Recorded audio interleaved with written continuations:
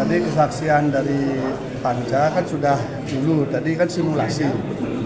Hanya sembari simulasi, kita baru membaca hasil audit investigasi kantor akuntan publik yang diorder oleh kejaksaan.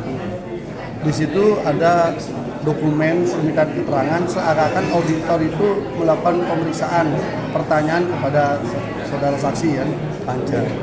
Ternyata ketika kita tanya, faktanya itu dia tidak ditanya sama dua auditor perempuan yang ada di situ, tapi ditanya oleh jaksa. Ini kan lucu jadinya. Jaksa mengorder audit, kantor akuntan publik, auditornya memeriksa, tapi dia diam. Yang nanya lagi kembali ke jaksa. Ini apa-apaan gitu loh. Ini auditor apa? Yang namanya auditor investigatif kan dia yang melakukan. Dia harus memeriksa unut dan sebagainya. Ini kan enggak.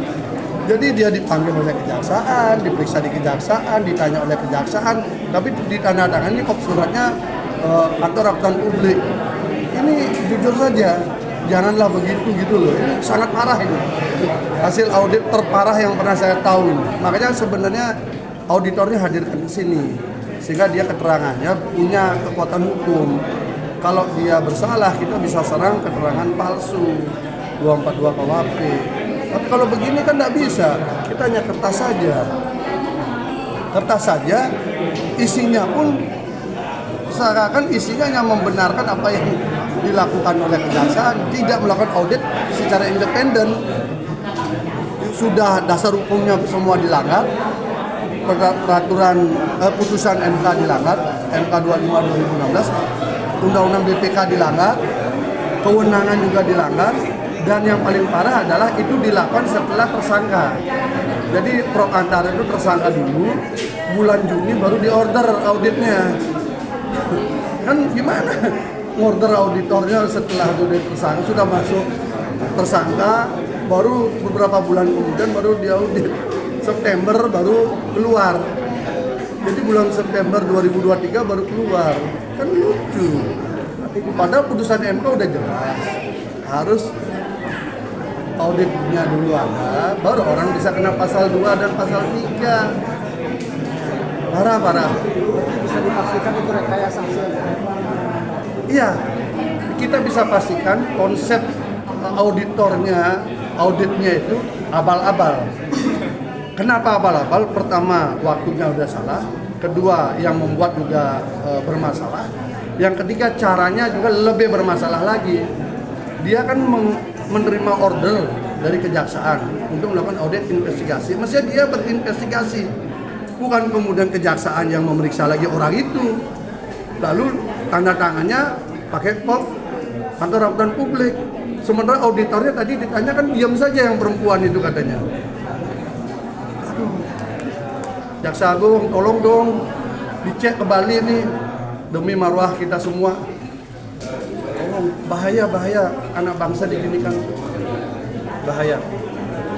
Terkait saksi ahli administrasi negara, saksi administrasi. Jadi gini, kalau dimasalahkan surat keputusan rektor, maka sah tidaknya keputusan itu ujinya itu ketun, bukan ke tipikor. Gitu. Jadi kamarnya, kalau orang memasalahkan, oh ini surat keputusan ini bermasalah, keputusan ini salah, ya, ujinya itu ketun. Kalau dia dianggap keputusan, basicing. Tapi kalau dianggap regeling, kalau dianggap aturan, maka uji materinya ke Mahkamah Agung, bukan ke tipikor. Nah ini yang problemnya, makanya ini sudah tumpang tindih nggak karu-karuan. Kenapa? Karena kasus ini orangnya dulu ditarget, baru cari-cari salahnya. Jadi terpaksa tekuk begitu jadinya. Hukum kita jadi bisa tekuk kesana kemari nggak karu-karuan. Ya kalau udah begini, saya nggak tahu ruangan ini apakah ruang ini ruang pengadilan, kata dasarnya adil, atau ruang ini penghakiman, di mana orang bisa dihakimi di tempat ini walaupun secara fakta hukum. Itu. Pak Tim, apakah tim PH akan memanggil kantor akuntan publik tersebut dijadikan saksi dari Propantara?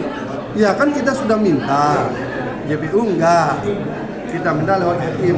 Itu boleh sebenarnya. Kenapa? Ini kan kasus korupsi. Kasus korupsi itu yang paling utama itu adalah menghitung kerugian negara. Yang menghitung siapa? Hadirkan di sini. Kita uji hasil hitungnya benar enggak.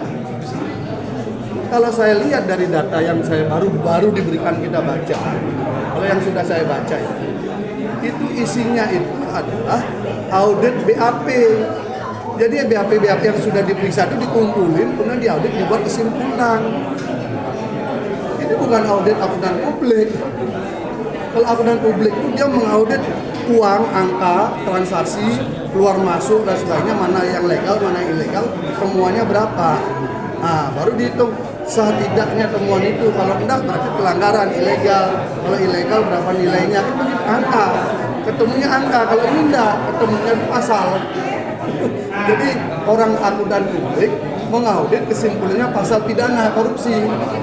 Itu kesimpulannya yang sudah saya baca. Nanti saya baca lagi mungkin lebih konyol lagi saya baca. Yang saya tahu ya, saya kan pernah di Tempo Senturi nih di DPR.